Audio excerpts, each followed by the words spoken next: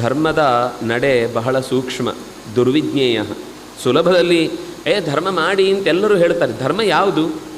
ಧರ್ಮಸ್ಯ ವಚನಂ ಶ್ರೇಯ ಧರ್ಮಜ್ಞಾನಂತೂ ದುಷ್ಕರಂ. ಇದು ಧರ್ಮ, ಇದು ಅಧರ್ಮ ಅಂತ ನಾವು ಮೇಲ್ನೋಟಕ್ಕೆ ಮಾತಾಡ್ತೇವೆ ಬೇಕಾದಷ್ಟು. ಆದರೆ ಸೂಕ್ಷ್ಮವಾಗಿ ಅವರವರಿಗೆ ಸಂಬಂಧಪಟ್ಟಂತೆ ಧರ್ಮದ ನೆಲೆಯನ್ನು ಗುರುತಿಸ್ಲಿಕ್ಕೆ ಹೋದಾಗ ತುಂಬ ಬಾರಿ ಅವನೇ ಸೋಲ್ತಾನೆ. ತಾನು ಮಾಡಬೇಕಾದ ಕರ್ತವ್ಯ ಏನು ಅಂತ ಗುರುತಿಸುವಲ್ಲಿ ಸೋಲುವುದೇ ಜಾಸ್ತಿ.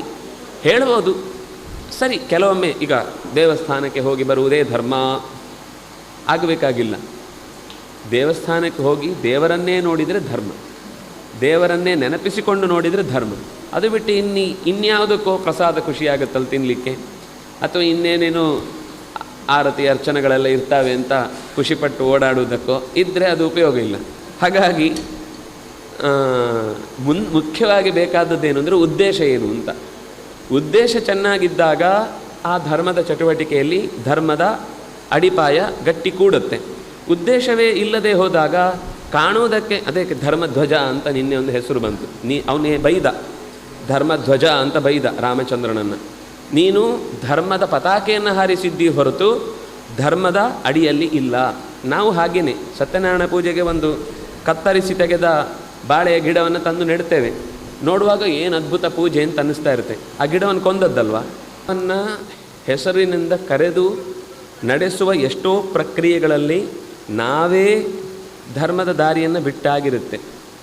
ಬೇಕಾದಷ್ಟಿದೆ, ಹೇಳ್ತಾ ಹೋದರೆ ಒಂದು ದೊಡ್ಡ ಶಾಲೆ ಒಂದು ಹೆಜ್ಜೆ ಹೆಜ್ಜೆಗೂ ಬರ್ತಾ ಹೋಗುತ್ತೆ. ನಾವು ಎಲ್ಲರೂ ಸೇರಿ, ಯಾರೋ ಒಬ್ಬರನ್ನು ನಾವು ಹೀಗೇನು ಕೈ ತೋರಿಸುವಂಗೆ ಇಲ್ಲವೇ ಇಲ್ಲ.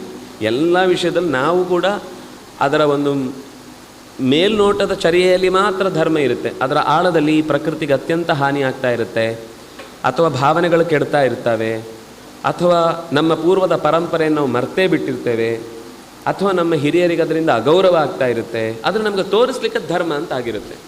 ಹಾಗಾಗದೆ ನಮ್ಮ ಹಿಂದಿನ ಎಲ್ಲ ಚರ್ಯೆಗಳನ್ನು ಗುರುತಿಸಿ ಅದನ್ನು ಗೌರವ ಕೊಟ್ಟು ನಡೆಸಿದರೆ ಮಾತ್ರ ಅದು ಧರ್ಮ. ಒಳಗಿನಿಂದಲೂ ಹೊರಗಿನಿಂದಲೂ ಒಳಗಿನಿಂದ ಧರ್ಮಾಚರಣೆ ನಡೆದರೆ, ಅಂದರೆ ಹೊರಗಿದ್ದು ಹಾಗಾದರೆ ತಪ್ಪು ಅಂತ ಹೇಳಲಿಲ್ಲ ನಾನು. ನೀವು ಬಾಳೆಗಿಡವನ್ನೇ ನೆಡಿ, ಬಾಳೆಗಿಡವನ್ನೇ ತಂದಿಡಿ, ಇಡುವಾಗ ನೆಡ್ಲಿಕ್ಕಾಗುವಾಗೆ ತಂದಿಡಿ, ಅದರ ಬೇರೆ ಸಮೇತ ಕಿತ್ತು ತಂದಿಡಿ. ಹಿಂದೆ ಎಲ್ಲ ಹಾಗೆ ಇದ್ದಿದ್ದು. ಈಗ ಏನಾಯಿತು ಅಂದರೆ ಆಮೇಲೆ ಒಂದು ಸಮಸ್ಯೆ ಇದೆ ನಮ್ಮಲ್ಲಿ. ಏನಂದರೆ ಆಮೇಲೆ ತೋಟ ಇಲ್ಲ, ತಂದು ನಡುವುದೆಲ್ಲಿ? ಅದರಿಂದ ಅದನ್ನು ಕತ್ತರಿಸಿದ್ದು. ನಾವೇ ಮಾಡಿಕೊಂಡ ಒಂದು ತಪ್ಪು ನಿರ್ಣಯಕ್ಕೋಸ್ಕರ ಮತ್ತೊಂದು ತಪ್ಪು ಮಾಡ್ತಾ ಹೋಗಿ ಹಿಂದಿನ ತಪ್ಪಿಗಾಗಿ ನಾವು ಮತ್ತೊಂದು ತಪ್ಪು ಮಾಡ್ತೇವೆ. ಇದು ನಿನ್ನೆ ಬಿದ್ದಾಗಿದೆ, ಅದರಿಂದಾಗಿ ಇವತ್ತು ಮತ್ತೆ ಬೀಳ್ತೇವೆ. ಅನಿವಾರ್ಯ, ಬೀಳೋದೊಂದು ಅಭ್ಯಾಸ ಆಗಿದೆ. ಬೀಳದೆ